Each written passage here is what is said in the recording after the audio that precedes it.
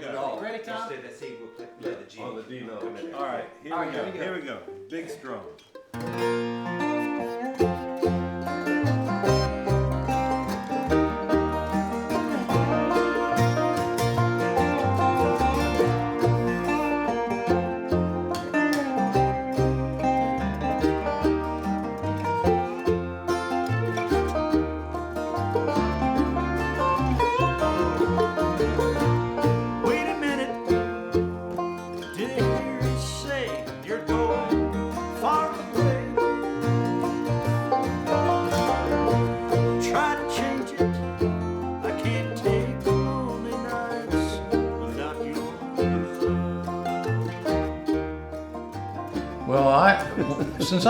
Ever since I've been a little kid, I was attracted to what we called hillbilly music back then. And there was I grew up in Richmond, Virginia, and there was a program called an event called the Old Dominion Barn Dance. And it was kind of like the Grand Ole Opry, only it was at the WRVA Theater in Richmond. And they also, Sunshine Sue, you ever heard of, I don't know whether anyone ever heard of Sunshine Sue, but she was sort of the head honcho for that. And they were on the air. They had 15-minute radio spots every day, a couple of times a day on WRVA. And one of them was right at the time I got home from school, and I would religiously listen to it every day. And I loved it. There was just something about that music that made me crazy. From the time I was just a little teeny kid, my family wasn't into it. They thought I was nuts. But anyway, when I was about 9, 10 years old, I wanted to learn how to play something. So went out to Sears Roebuck, and I got a $13 Gene Autry Melody Ranch guitar, and a Nick Manloff book with a chord wheel in it, and a book full of cowboy songs that had the chords over top of the words. And I learned how to play that. I caught on to it pretty quick. And then when I got to be about, I guess maybe 14 or 15, I heard Earl Scruggs play Foggy Mountain Breakdown on the banjo. And you're talking about somebody that got nuts. I said, I got to do that.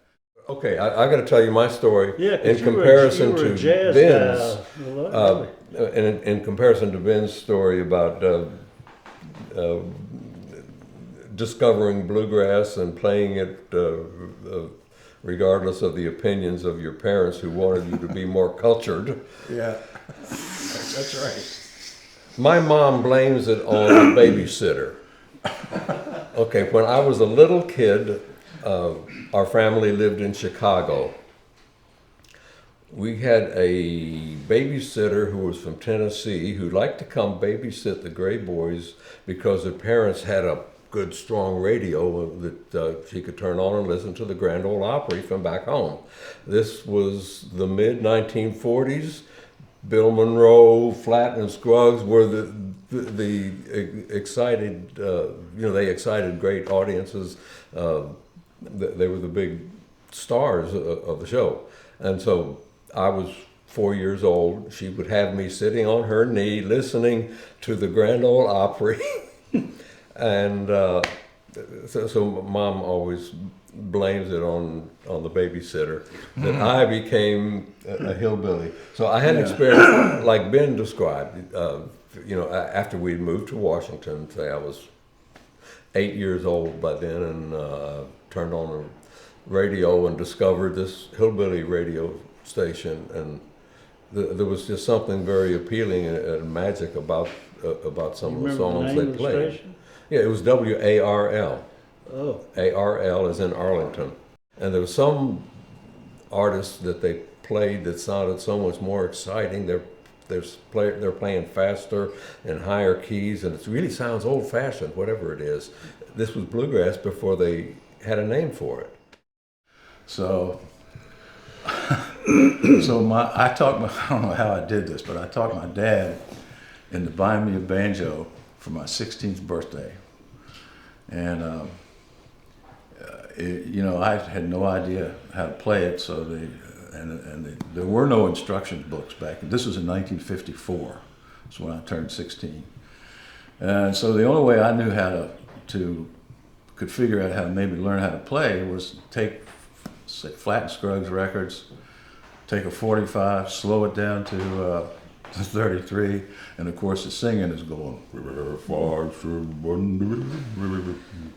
But I could hear the notes that Earl was playing, you know, because normally they went by so fast. I've told this story a lot of times, but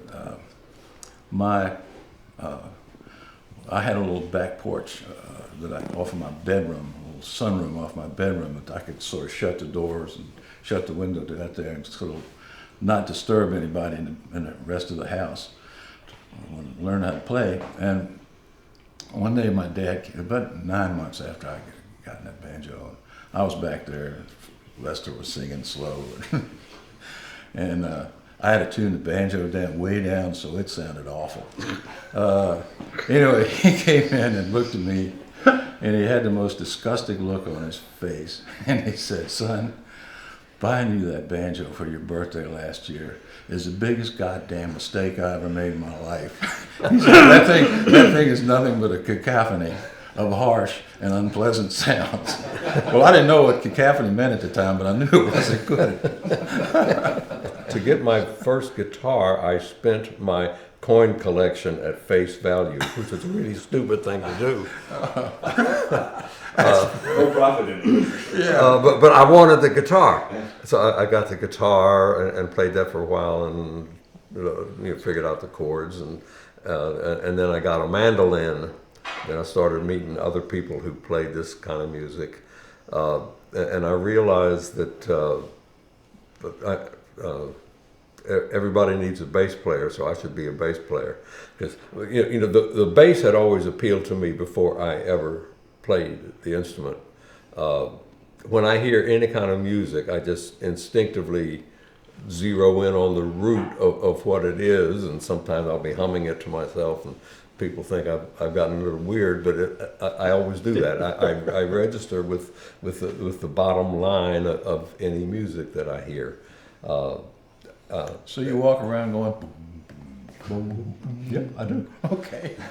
Yeah. And before I got a bass, I would sit on my bed with my guitar, listening to records or to the radio, and I'd be playing bass notes, bass runs with it. And I said, I'd like to get a real bass. And then one of these days, your friend you mentioned, Tom Morgan. Mm-hmm. Well, Tom was in a group that played one of the free benefit concerts over at Walter Reed Hospital mm-hmm. for the patients, and we rehearsed in my basement.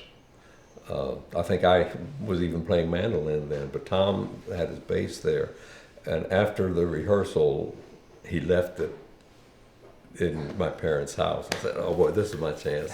So I played his bass all night long, and then I went back to the pawn shop and said, "This time I'm shopping for a bass." One of my favorite Tom Gray quotes was it WHFS? Did interview. Another interview like this that we did, yeah, we did 40 years ago. I remember you saying that you were a shy young piano player. Now I'm a shy old bass player.